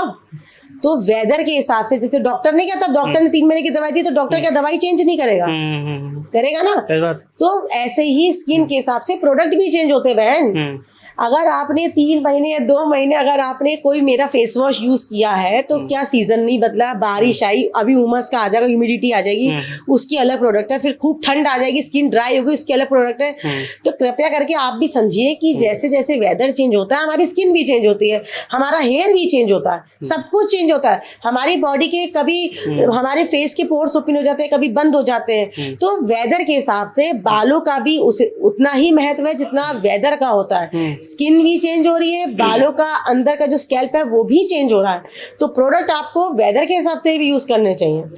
सबसे बड़ी जो प्रॉब्लम आती है मुझे बताइएगा, जैसे आपने बताया 25 सालों तक तो आपने स्किन की ठीक से केयर नहीं की। अब आपकी शादी आने वाली है, अब अचानक से लड़कियां आती होंगी, बहुत बड़ी एक्सपेक्टेशन रखी है कि अब आप एक दिन में उनको बेटर कर दोगे हर एक चीज, तो उसको कैसे आप सही टैकल करते हो? देखिए ये तो मेरे पास बहुत आता है ना, बहुत। और स्किन में इतनी सारी चीजें हैं। ये भी मैं आपको बता दूं कि जो बाहर की जो लड़कियां होती है ना, जैसे मेरे पास बुकिंग्स बाहर की भी बहुत होती है, दिल्ली की हो गई या बाहर आउटर सिटी की हो गई, अच्छी सिटी की, वो लड़कियों को पूरी नॉलेज होती है अपनी स्किन केयर की। वो अपना पूरा लेजर ट्रीटमेंट या स्किन का करती रहती हैं। तो जब वो मेरे पास आती है मुझे कोई दिक्कत नहीं थी। लेकिन जो हमारे आसपास के गाँव की होती है, जो ऐसी एरियाज कभी एक्स्ट्रा केयर किया नहीं, हाँ, जो कभी कभी तो कितनी बार तो ऐसा होता है मैम हम पहली बार फेशियल कराने आए, अब आप इसी में हमको गोरा कर दीजिए।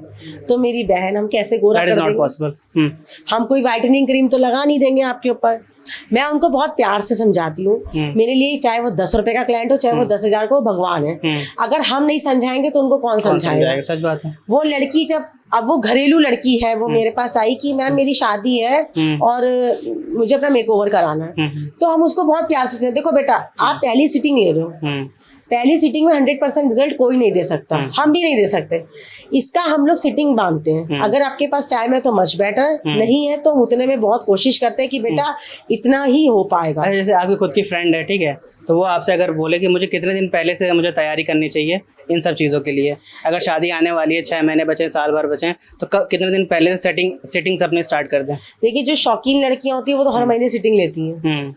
और जो जैसे अभी फरवरी की हमारे पास बुकिंग्स है, मार्च तक की मेरे पास बुकिंग क्लोज हो गई है। तो क्लाइंट कहता है ना कि मैम अब हम कब से प्री ब्राइडल अपना स्टार्ट करें, तो हम उनको बोलते हैं आप 3-4 महीने पहले से स्टार्ट कर दो। क्योंकि मैं भी देखिए किसी की स्किन पे रिस्क नहीं लेना चाहती। कभी कभी क्या होता है कि हमने कोई फेशियल किया या शादी के टाइम पे कुछ भी किया, कभी कभी जो क्लाइंट कुछ नहीं कर रहा था दाना भी निकल सकता है। तो मैं क्लाइंट को समझाती थी, देखिए हम रिस्क नहीं लेंगे, आप पहले से ही सिटिंग लेना स्टार्ट कर दो। 3 से 4 महीने पहले जब आप सिटिंग लोगे ना, आपकी जो स्किन है ना वो हैबिचुअल हो जाएगी प्रोडक्ट्स की। अच्छा, हैबिचुअल बनाना बहुत जरूरी है। जब तक आप अपनी स्किन को कोई चीज दोगे नहीं, वो आपकी स्किन को हैबिचुअल नहीं बना सकती। आपने एक बार फेशियल कराया, फिर आप आ रहे हो मेरे पास 2-3 महीने बाद, तो क्या रिजल्ट रहेगा। और फेशियल के साथ साथ जो मेन रिजल्ट होता है वो आपके होम केयर का होता है। आप चाहे सलून में 5,000 का फेशियल करा लो, चाहे 10,000 का करा लो, आपका होम केयर नहीं है तो आपका रिजल्ट नहीं बना रहेगा। आप फेशियल कराओ 3,000 का और आप होम केयर लो, आप आओ मेरे पास 2 महीने बाद, होम केयर कंटिन्यू करते रहो, फिर देखना आपका रिजल्ट कितना अच्छा होगा। 4 से 6 महीने से पहले अगर लड़कियां आना स्टार्ट कर दें, है ना, जो बेसिक प्रॉब्लम्स हैं उन पे अगर वर्क करना चालू हो जाए तो शादी तक वो सारी चीज़ें प्रॉब्लम सॉल्व हो जाती हैं, क्योंकि एक दिन में कोई जादू नहीं होने वाला है। ठीक है। और दूसरा ये है कि आती लड़कियां, है ना, चीप प्रोडक्ट यूज़ करती, लिपस्टिक यूज़ करती, उसके बाद उनके जो लिप्स होते हैं काफ़ी ब्लैक हो जाते हैं, है ना, काफ़ी लड़कियों के, तो उसको आप कैसे ठीक करते हो? उसमें हम देखिए, मैं तो क्लाइंट्स को सीधा सीधा बोल देती हूँ कि मैम आप अपनी स्किन से खिलवाड़ मत करो, आप प्रोडक्ट्स अच्छे लो। और कभी कभी क्या होता है, जैसे आपने लिप्स की बात करी, तो हम लोग लिप्स स्क्रब उनको देते हैं। हम खुद से कोशिश करते हैं नहीं मेरे क्लाइंट को कोई दिक्कत ना हो। हम ज्यादातर क्या करते हैं ना, हम अपने प्रोडक्ट्स खुद बता देते हैं कि आप ये प्रोडक्ट्स ले लो, आपको नई नॉलेज है आप मुझसे पूछ के ले लो, आप अपनी वैनिटी तैयार कर लो। अब कितनी लड़कियां ऐसी होती हैं जिनकी शादी हो रही थी, मुझसे बोलती है मैम हमारी वैनिटी रेडी करवा दीजिए कि हम अपने ऊपर बाद में कैसे मेकअप करें। तो मैं उनको उनकी बजट फ्रेंडली, क्योंकि मुझे मालूम है कि वो शादी के बाद कोई हैवी फाउंडेशन नहीं लगाने वाली, कुछ नहीं करने वाली, वो एक SPF हो गया। और लड़कियां ना क्या करती है, बस जूड़ा उड़ा बांधा पर काम खत्म। मैं उनको समझाती हूँ कि नहीं, सुंदर बन के रहना, SPF लगाना, मॉइस्चराइजर लगाना, फिर हल्का सा टिंट लगाना, ब्लशर लगाना, लिपस्टिक लगाना। जरूरी नहीं है कि आपके पास बहुत ज्यादा सामान हो तभी आप अच्छा मेकअप कर पाओ। मैं उनको एक स्मॉल वैनिटी के बारे में भी बताती हूँ जो आप अपने पर्स में भी कैरी करके चल सकते हो। तो मैं ज्यादातर कोशिश करती हूँ कि मैं अपने क्लाइंट्स को खुद से रिकमेंड कर देती हूँ कि आप ये प्रोडक्ट्स मंगा लो, क्योंकि ये मैं यूजर हूँ इसकी, मुझे अच्छा लगा रिजल्ट। और कोई भी ऐसा प्रोडक्ट मैं रिकमेंड नहीं करती जो मैं कभी यूज ही नहीं करी हूँ। बहुत सारे क्लाइंट्स नया नया प्रोडक्ट का नाम बताते तो मैं क्लियर बोल देती हूँ मैंने कभी यूज नहीं किया, मेरे पास इसका कोई भी फीडबैक नहीं है। जो मैं यूज करती हूँ उसका फीडबैक आपको दे सकती हूँ, उसका लिंक दे सकती हूँ, आप मंगवाना चाहो तो आप मंगवा सकते हो। लड़कियों के जो कुछ पार्ट्स होते हैं तो काफ़ी डार्क हो जाते हैं, जैसे अंडर आर्म्स हैं, एल्बो हैं, और ये जो लेग में है ये वाले पार्ट होता है तो ये भी काफ़ी डार्क हो जाता है, तो इसको कैसे वो इम्प्रूव कर सकती हैं? इनकी शेड्स को कैसे लाइट कर सकती हैं? एक्चुअली इसके लिए तो हम लोग उनको स्क्रबिंग ही बोलते हैं, स्क्रबिंग, कॉफी पैक बोलते हैं, कॉफी स्क्रबिंग बोलते हैं, पॉलिशिंग बोलते हैं। सलून्स में तो बहुत कुछ, तीनों के लिए अलग अलग चीजें की नहीं सेम थिंग होती है, लेकिन हाँ ये एज अ ट्रीटमेंट ही जाता है। ये रेगुलर बेस्ड पे नहीं होता, ये इसके ट्रीटमेंट्स होते हैं। रेगुलर बेस्ड पे तब होता है जब आप घर पे कोई चीज इसकी बनावट करके, मतलब जैसे कॉफी का ये प्रॉब्लम्स आती है ना आपके पास? हाँ आती है, बहुत सारी लड़कियां आती है, कॉलेज गर्ल्स बहुत होती है, कॉमन प्रॉब्लम्स है। हाँ कॉलेज गर्ल्स बहुत होती है जिनकी नेक वगैरह बहुत ब्राउन। अच्छा मेरा पता है नेचर कैसा है, अगर मुझे दिख गया मैं बिना सोचे समझे बोल देती हूँ मैम इसका इलाज करिए, अच्छी नहीं लग रही, इसका इलाज करिए। मैं खुद से बता देती हूँ इसको स्क्रबिंग करो, कॉफी स्क्रब करो या पॉलिशिंग करो। ये भी जरूरी नहीं है कि आप मेरे पास सलून में पैसे दे के काम करो, मैं तो घरेलू उपचार बता देती हूँ, घर जाके कर लो। आप ही की स्किन अच्छी हो रही है, आप मेरे को दुआ दोगे क्या आरएफ ने कुछ बताया हमारा अच्छा हो गया। एक और जो प्रॉब्लम रहती है, जो अनवांटेड हेयर्स आ जाते हैं फेस पे और बाकी जगह पे, उसका क्या ट्रीटमेंट उनको करना चाहिए? देखिए अनवांटेड हेयर का बहुत सारे मेरे पास तो ऐसे ऐसे क्लाइंट है ना जो लेजर से सीधा मेरे पास वैक्सिंग पर आ गए हैं। अच्छा, हाँ जी, क्योंकि क्या होता है ना, लेजर ट्रीटमेंट ऐसा होता है, मैं लेजर ट्रीटमेंट को गलत नहीं कहूंगी, लेकिन हर कोई अफोर्ड नहीं कर सकता।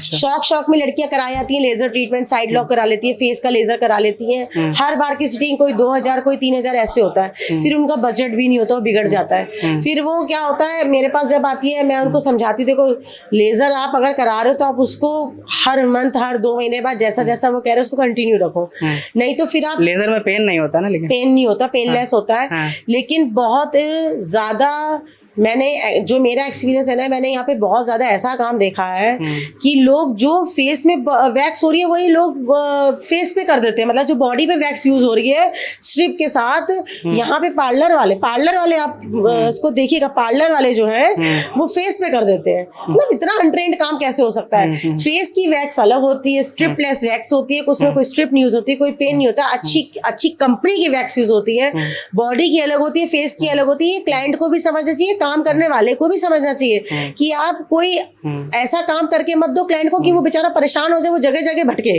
उसको काम अच्छा दो कि वो आपका बन के रहे। लोगों को कितनी बार स्किन पे काम करना चाहिए? अगर स्किन केयर रूटीन पे अगर कुछ टिप्स देना चाहते हो तो कितने स्किन केयर रूटीन होने चाहिए?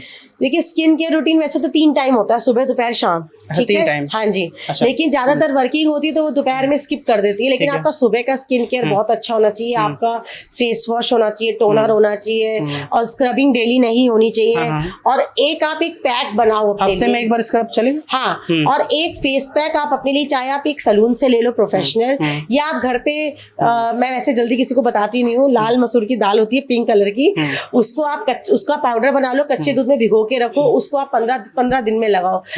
क्या जादू से पिगमेंटेशन आपकी गायब हो जाएगी। आप याद करोगे कि हाँ कुछ अच्छा बताया। ये मैं जल्दी किसी को नहीं बताती, क्योंकि इसलिए नहीं बताती ना कि अपना ही तो घाटा है बताने। Thanks for sharing. लेकिन बहुत अच्छा है, मैंने अपने ऊपर बहुत ज्यादा ये किया है। कच्चा दूध जिसको फायदा नहीं करता वो उसमें गुलाब जल मिक्स कर सकता है। जैसे कच्चा दूध मुझे नहीं फायदा करता तो आप गुलाब जल मिक्स कर सकते हो।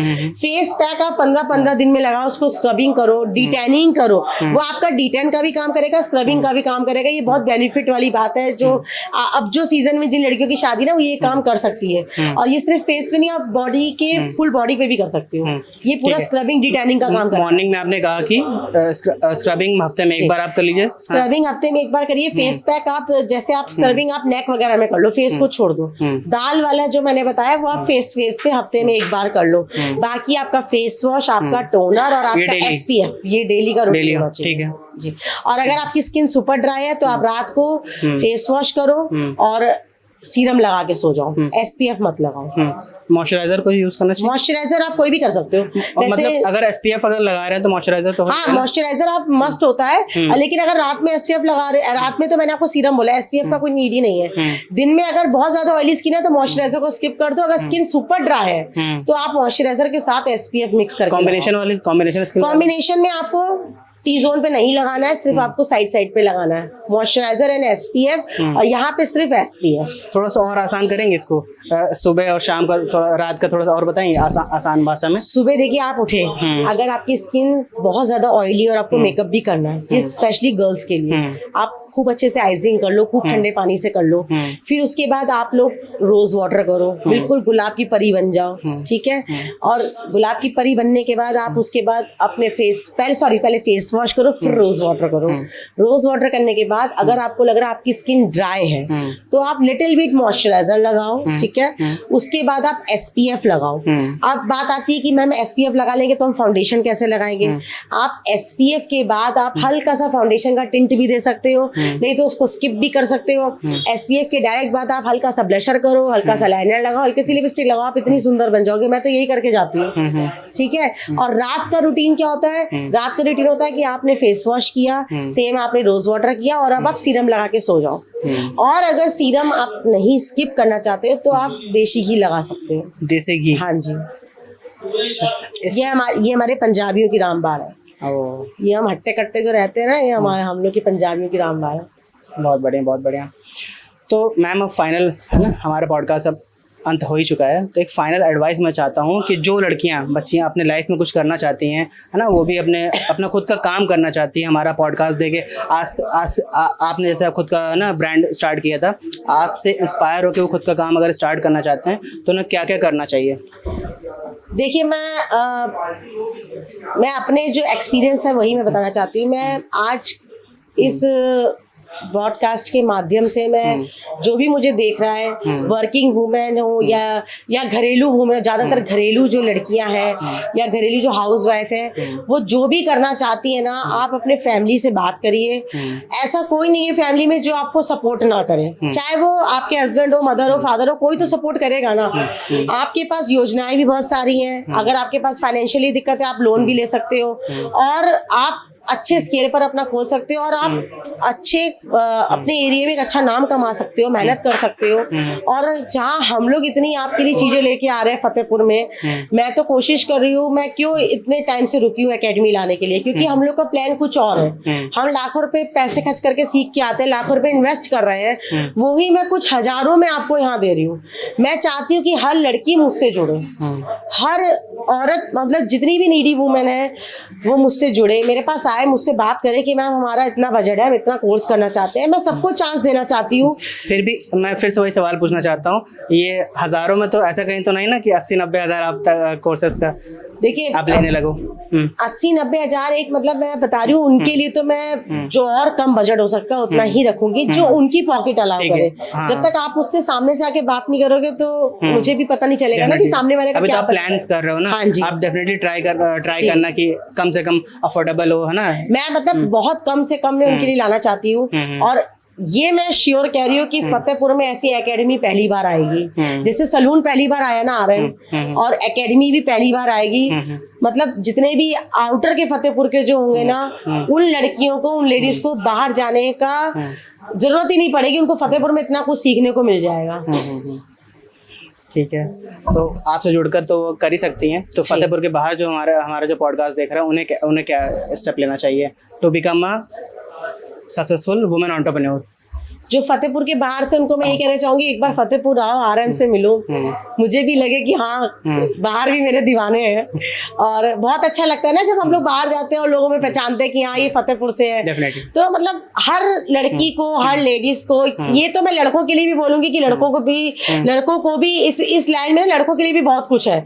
आजकल बॉयज भी बहुत मेकअप आर्टिस्ट बन रहे हैं, तो मेरे पास बहुत सारे आते कि मैम आप हमें सिखाएंगी। तो मैं ये भी बोल दूं कि एकेडमी में सिर्फ लेडीज का नहीं, हम बॉयज का भी अलग सेक्शन रखेंगे कि हम बच्चों को अलग से सिखाएं। हम सबको सिखाना चाहते हैं, मतलब फतेहपुर को हम यहाँ से यहाँ ले जाना चाहते हैं। और जो बाहर के लोग जो हमें देख रहे हैं उनके लिए यही है कि मतलब आप लोग फतेहपुर को सपोर्ट करो। बिल्कुल।